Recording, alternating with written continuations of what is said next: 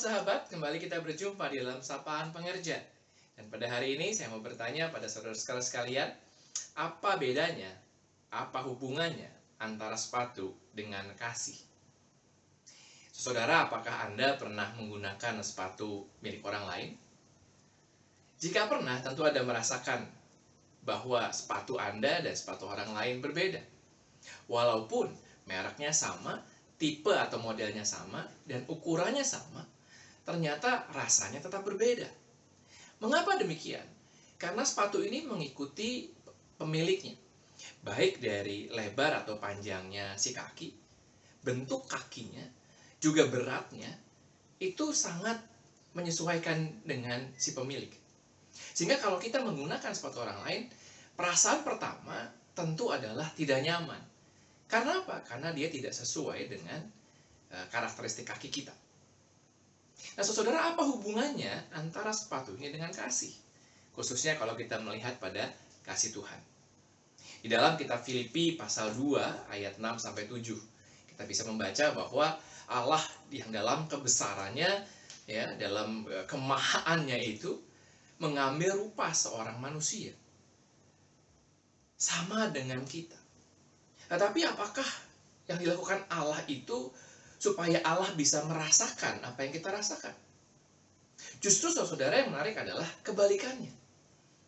Bahwa Allah mengambil rupa seorang manusia, mengosokkan dirinya gitu ya, menjadi rendah begitu dibandingkan dengan apa yang dia bisa lakukan di sana. Supaya kita bisa menyadari bahwa kita punya Allah yang begitu mengasihi kita.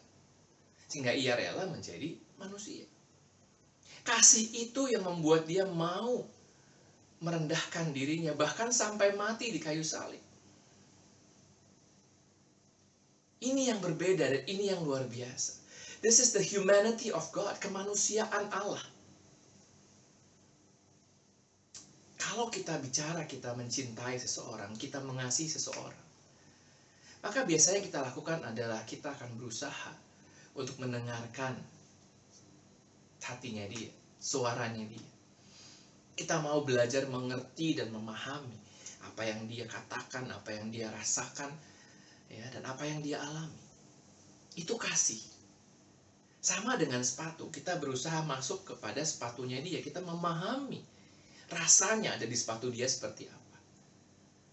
Bukan dengan cara pandang kita. Kasih tidak pernah bicara sudut pandang saya. Kasih tidak pernah bicara apa yang saya mau, saya pikirkan, dan saya kehendaki. Tapi apa yang dia pikirkan, rasakan. Ya. Fokusnya bukan di kita, tetapi di dia.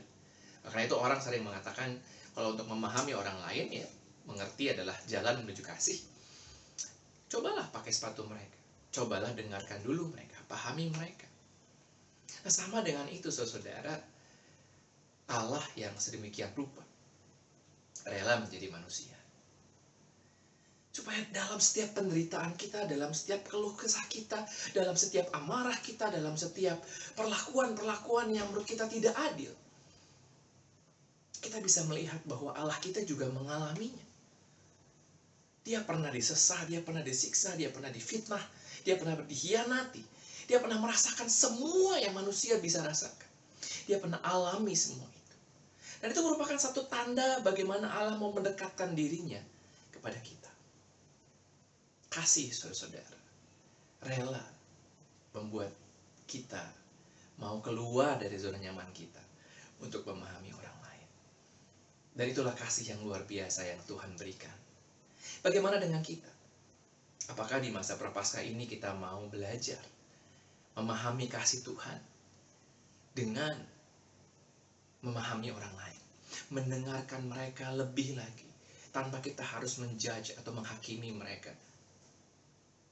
Marilah kita berjalan di dalam kasih Allah yang telah menjadi manusia itu. Amin.